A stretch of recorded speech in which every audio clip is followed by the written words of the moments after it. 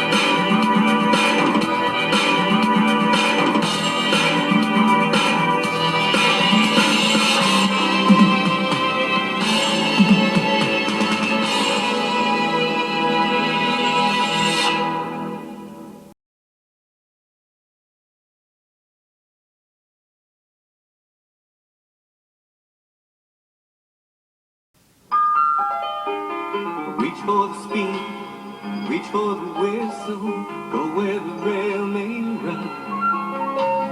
Reach for the words, reach for the story, follow the rainbow sun.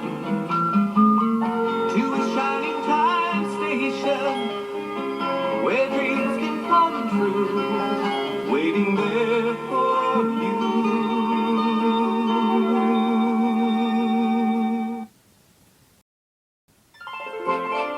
Thomas the Tank Engine was feeling bright and cheerful. It had been a beautiful spring holiday.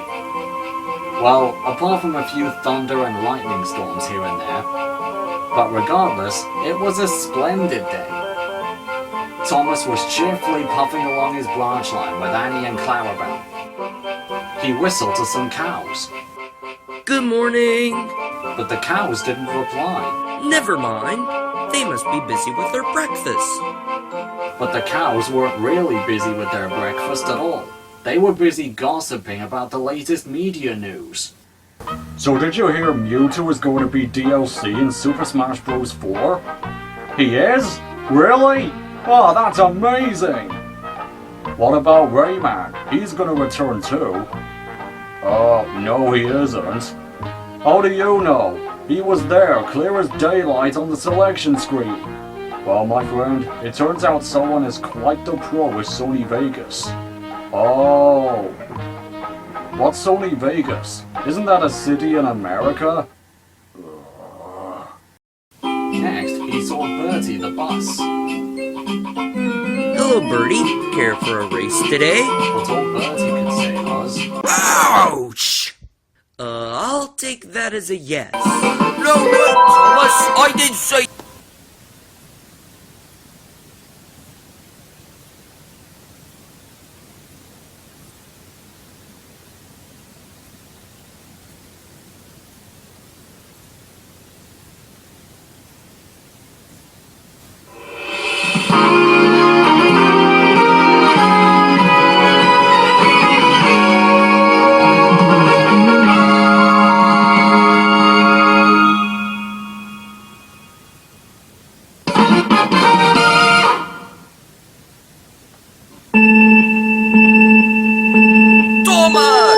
Yeah? I didn't want to have a race. I was just groaning because there was a hole in the road.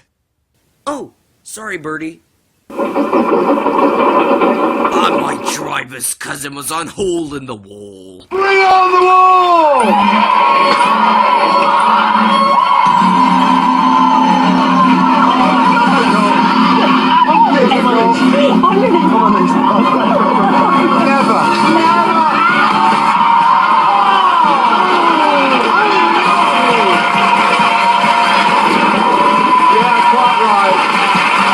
Thomas was still in good spirits when Bertie arrived at the next station.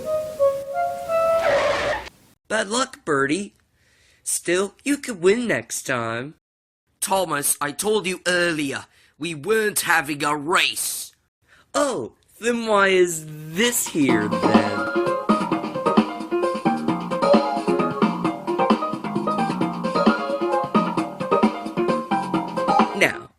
a steam engine, you would run on a pair of reliable rails. Pho! Fiddlesticks! The railway was supposed to deliver some tartar in the road 2 weeks ago. You can't trust a thing that runs on rails nowadays. But I run on rails. You can trust me, Birdie. No. I didn't mean you. I meant engines like...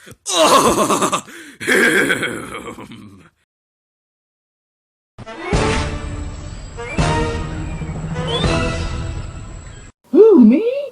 I'm sure you can trust me. Oh, please. Why would we ever trust an unlikable, giggling little idiot like you? What are you talking about? I'm not unlikable. Oh, really? Right after you did this? Just then, Charlie chuffed by. Hello, Flynn. What's the matter? You look like a big red waffle on wheels. Flynn wanted to laugh, but he felt silly. They need you at the Sodor Search and Rescue Centre. You must hurry. If you can.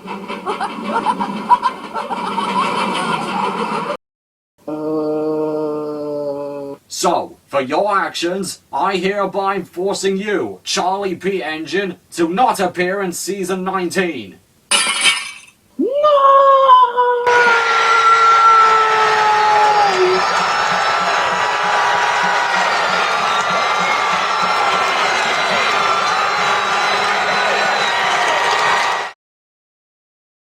Okay. Anyways, I'll see if I can find out what's happened to Bouchard. Thomas then left Bertie at the station and made his way along the branch line towards the yards near the big station by the sea. James was snorting about in the yards again. It's not fair. Percy has to do the work in the harbor. I was gonna go to work, but then I got high. But I have to do his work. Here, there, and everywhere. Take that!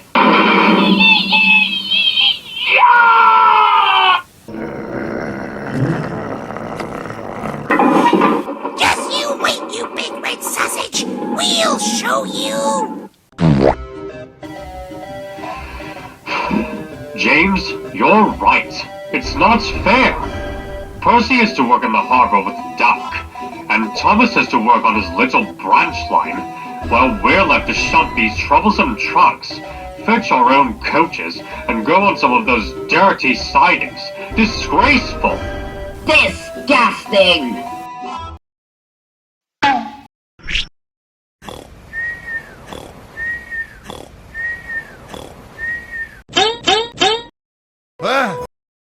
Despicable! Yeah, if only the Fat Controller understands how we feel. If only there was a way to make things easier.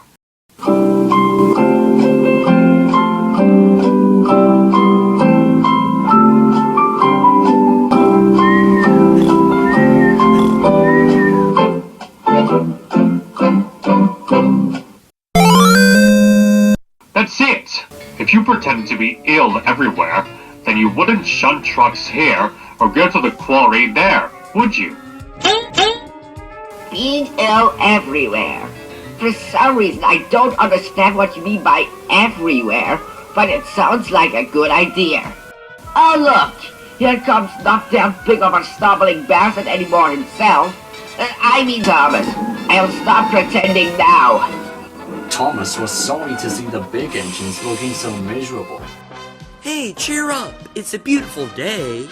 Yes, for you maybe, but not for James. Why? What's the matter? He is sick, aren't you, James?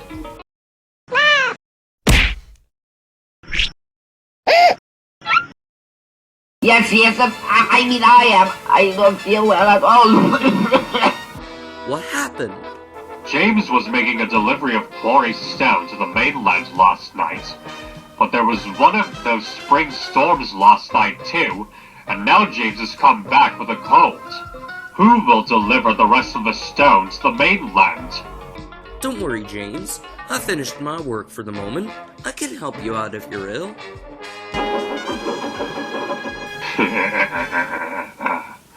He won't even know what's hit him. Hey!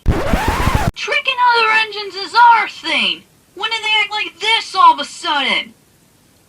I don't know. Some of James's trucks were coupled up to Thomas, and he made his way to the quarry. But the trucks were still cross. We couldn't pay James back for Puppygus, so we'll play our tricks on Thomas instead. Yeah! One engine is as good as another. Will that really work? I mean, we're not playing our tricks on James.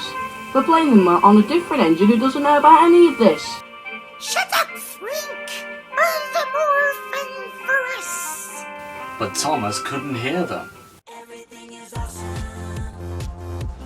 Everything is cool when we're part of the team.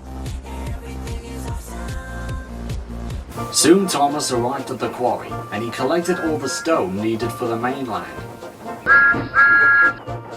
Oh, hi, Thomas. What are you doing up here? James has a cold. He was delivering the stone to the mainland during a storm last night, so I'm finishing his delivery for him. Gotta go, bye Mavis! Wait a minute. James didn't take that stone delivery last night. Toby did. Wait. Those big engines are up to something. Seriously! Those big engines never acted this way. What do you think, Ben? I don't know. Thomas then made his way down the line and back to the junction. Danger lay ahead. Now for our plan. Go faster! Go faster! Nelly the elephant, slow down! Thomas's driver applied the brakes, but it was too late. Whoa, gracious goodness me! Go!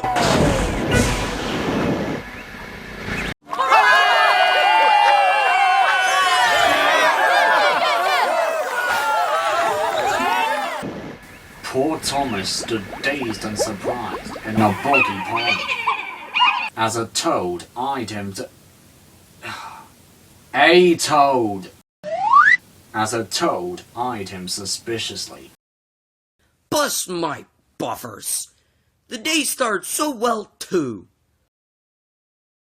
Duck pulled away the trucks, Alright, you maggots. Up to. and Edward helped Thomas back to the junction. Suddenly, Thomas remembered about Bertie and the missing tar. He told Edward all about it. Huh, that's strange. A wagon full of tar been left at my station. That must be it.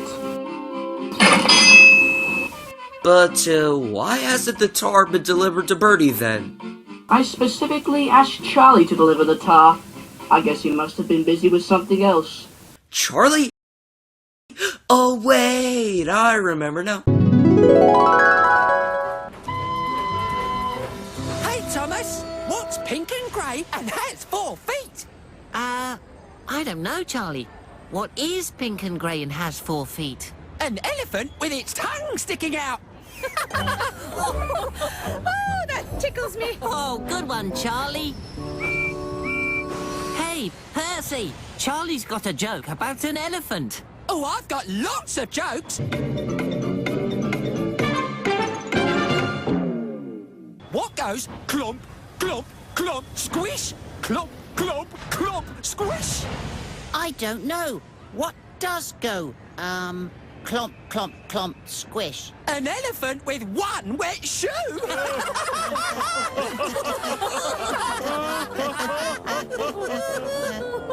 But elephants don't wear shoes. I know. Isn't it silly?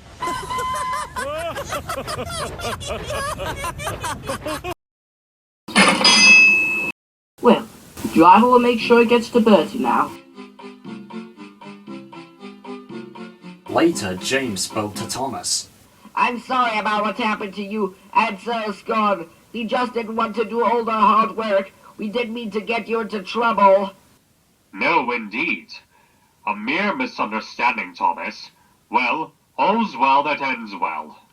Just then, Bertie drove in. He felt much more cheerful. Good news! Ebert has just delivered the tar. My route's finally being mended now. Well, I am glad about that. Thanks for all you did for me. Now, I know I can trust an engine, most of the time. Especially if its name is Thomas. Gordon and James puffed silently away to the sheds. But Thomas still had company. Well, well, well. What a day it has been for surprises. The Toad, who was looking forward to a ride home, noisily agreed. Wait, I'm not taking a Toad into the sheds. Not after that incident with Donald and the Duck and some of those big engines. They wouldn't like it.